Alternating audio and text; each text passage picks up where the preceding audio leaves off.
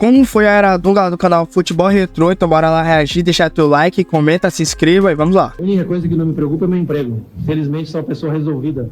Eu vim aqui para fazer um trabalho na seleção e que muitas pessoas talvez não estejam contentes, porque agora tem uma regra, um certo tratamento, né? Corajoso de falar isso ali, hein? Da primeira passagem do Dunga como técnico da seleção brasileira. Dunga corajoso dessa entrevista, na moral. Treinador mais odiado da seleção, caraca. Conhecido como a Era Dunga, ali de 2006 até a Copa do Mundo de 2010. Foi um momento muito turbulento, ao mesmo tempo vitorioso, teve bons resultados, mas ficou muito em embate com a imprensa. Teve aquela famosa treta com Alex Escobar, que todo mundo conhece. Mas ao longo do vídeo eu vou te contar como que foi essa trajetória. O Dunga, que surpreendeu a todo mundo quando foi anunciado como técnico da seleção brasileira após o fracasso retumbante da seleção na Copa do Mundo de 2006, sendo eliminada para a França daquela forma e do jeito que foi também, com muita expectativa. É verdade. Por causa da bagunça ali em Vegas. Tinha um Big Brother, Sport TV, a Globo, fazia literalmente o Big Brother ali dos bastidores da seleção na Copa do Mundo. Isso tudo também atrapalhou os próprios jogadores também, medalhões, muitos também ali fora das melhores condições físicas. Como eu sempre falo, ali pra mim morreu a seleção brasileira, foi uma decepção tremenda. Pra quem é da minha geração aí, que tem uns 30 anos mais ou menos, sabe muito bem disso. E o Dunga, pela liderança que ele sempre exerceu, pela figura que ele sempre foi, e também por ter passado por esse processo parecido. Ele foi muito massacrado ali no período da Copa do Mundo de 90, que ficou muito marcado em cima dele, mas a gente sabe que não é só um jogador que resolve o jogo. Ele também foi o primeiro jogador a fazer esse caminho de ser técnico da seleção brasileira. O Falcão, depois da Copa do Mundo de 90 ali, que o Brasil foi eliminado para a Argentina nas oitavas de final, do Maradona, Canidia, do Lazzaroni, ele assumiu, teve esse papel importante. Não é fácil, a gente viu que o Falcão teve bastante dificuldade, mesmo com inúmeros craques, mas esse processo é difícil, ainda mais naquela época que ele só podia chamar jogadores ali atuando no futebol brasileiro na maioria das convocações. E o Dunga também, pra mim, ele passou pelo período mais difícil da história da seleção brasileira, que nunca mais vai ter craques como a seleção sempre teve. A gente viu que em 2006 tinha craques em todos os setores, em todas as posições praticamente. E o Brasil hoje em dia já não tem mais isso. E foi um período bastante difícil, ali, então. Só pra você ter noção, ó, no gol a gente tinha o Dida, o baita goleiro, uma história impressionante. O cara venceu literalmente todos os títulos possíveis. O Lúcio e o Juan, ele continuou chamando, foram os zagueiros dele na Copa do Mundo de 2010. Cafu e o Roberto Carlos, dois craques. Aí você ia pro lateral, tinha o Gilberto Silva, uma história linda no Arsenal. Você tinha o Juninho Pernambucano e o Zé Roberto, outros jogadores extra classes. Muita gente falava que os caras não eram craque, mas na minha visão, jogadores com essa capacidade técnica absurda. E além do quadrado mágico ali, do meio pra frente, que era absurdo. Kaká, nosso último melhor jogador do mundo. Ronaldinho Gaúcho, não tem nem o que questionar. Ronaldo Fenômeno, e o Adriano Imperador também, um atacante formidável. Infelizmente teve os problemas pessoais dele que impediram dele ter um sucesso maior do que ele teve na carreira. Então esse período foi bastante complicado pro Dunga, pro futebol brasileiro, pra seleção brasileira. A gente vê que o Brasil não tem jogadores desse nível, desse porte. É verdade. Eu acho que dificilmente vamos ter. Só tem o Neymar, né, na moral. O Dunga teve essa missão árdua, dificílima, como ele soube muito bem lapidar e usar. O Elano jogou muito nesse período com ele. Luiz Fabiano, excelente camisa 9, um baita atacante. O Robinho também, dentro de campo ali com a seleção brasileira. Um dos principais nomes, o Kaká também herdou a camisa 10, um papel primordial ali. Gilberto Silva no meio de campo. Cara também muito sereno, importante. E a dupla de zaga, Juan, Lúcio, dois baita zagueiros, cada um se completava muito bem. O Júlio César agarrando demais na Inter de Milão. Não sei como que alguém ousa ainda duvidar do cara criticar. Sim, críticas são sempre importantes, mas críticas com argumentos construtivos, não atacando a pessoa. Então era um time muito bom, mesmo com essa renovação toda, sem aqueles craques que estão no panteão, no Olimpo do futebol mundial. E o primeiro desafio do Dunga foi logo contra a Noruega, um adversário historicamente chatinho. O Brasil empatou 1-1. Já com a base que eu falei do Juan, Lúcio, Gilberto Silva, Robinho, Fred, foi no dia 16 de agosto de 2006. E depois o Brasil teve só um Brasil e Argentina com um show do Elano e Kaká, 2 gols do Elano e 1 do Kaká, 3-0 diante dos hermanos. Foi dando sequência, o Brasil disputando os amistosos. Teve a sua primeira derrota em 2007, no dia 6 de fevereiro de 2007, 2-0 para Portugal, do Simão e do Ricardo Carvalho, zagueiro. E vale também destacar que em 2007 a gente teve a Copa América daquele ano. Na Copa América, Brasil e Equador. Partiu o pé da esquerda, bateu! Golaço! Do Brasil! Depois de Paraíso Tropical, Futebol 2007. O Brasil começou mal, perdendo para o México 2-0, com uma seleção que aí o Dunga gosta também das polêmicas. O Diego, o Robinho, mas ele tinha um Doni, Afonso Alves. Ih, rapaz. Só pereba. A gente ficou pé da vida com ele. Poderia ter chamado outros jogadores. Mas ele deu a volta por cima. Teve um 6-1 diante do Chile. Nosso freguesaço também. E na final, todo mundo já sabe, aquele atropelo diante dos hermanos. Um 3-0 categórico. Primeiro título do Dunga como técnico da seleção. Já mostrando todas as suas credenciais. E Dunga sorriu. O sorriso da convicção.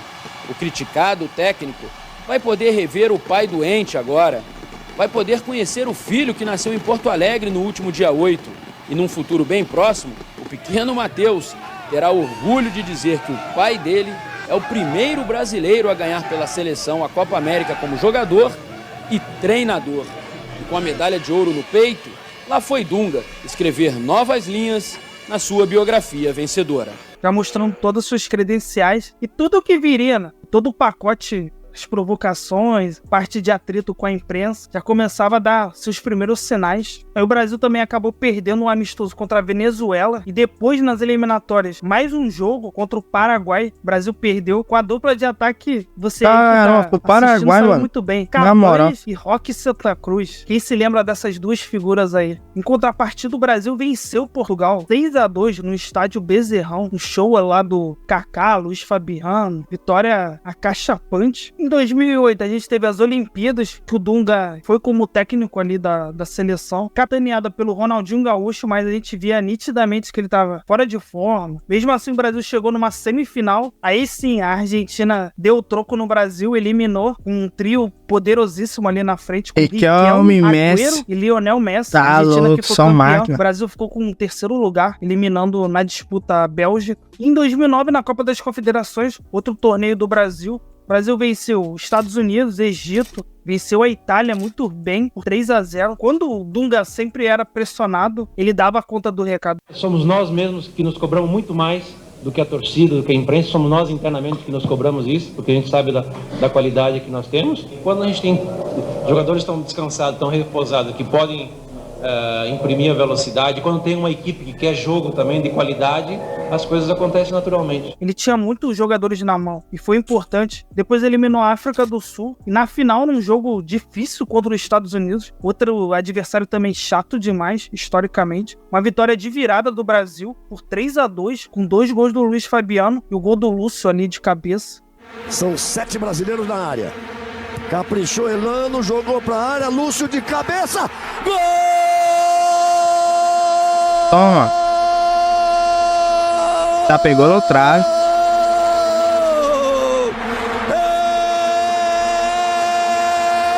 Do Brasil!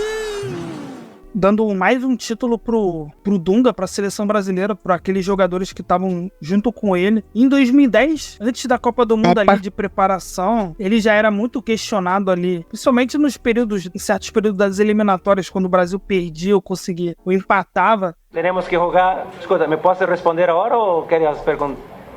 Passa a outra. Se tiver silêncio aí, a educação é boa.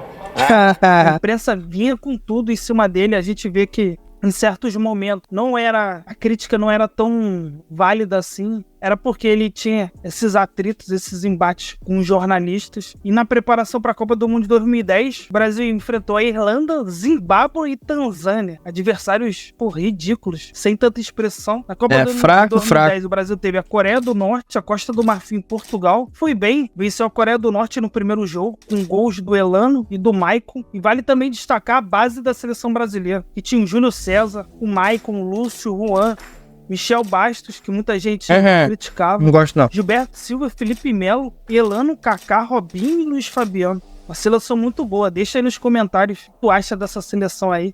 A gente fez até os renegados da Copa de 2010, que ele poderia ter chamado outros jogadores. Preferiu os homens de confiança dele, os caras que tiveram com ele desde 2007 até ali a reta final. Poucos nomes foram trocados, praticamente o Grafite ali no finalzinho de 2010 ganhou a posição, mas o Ganso e o Neymar não foram para a Copa do Mundo justamente por causa disso, né? Mesmo jogando demais no Santos, carregando o time, a gente ganhando vários títulos, Campeonato Paulista, Libertadores, jogando muito na Copa do Brasil também. O Dunga não levou os dois meninos para a Copa do Mundo, né? Às vezes, a gente perde um soldado na guerra, mas tem que vencer a guerra.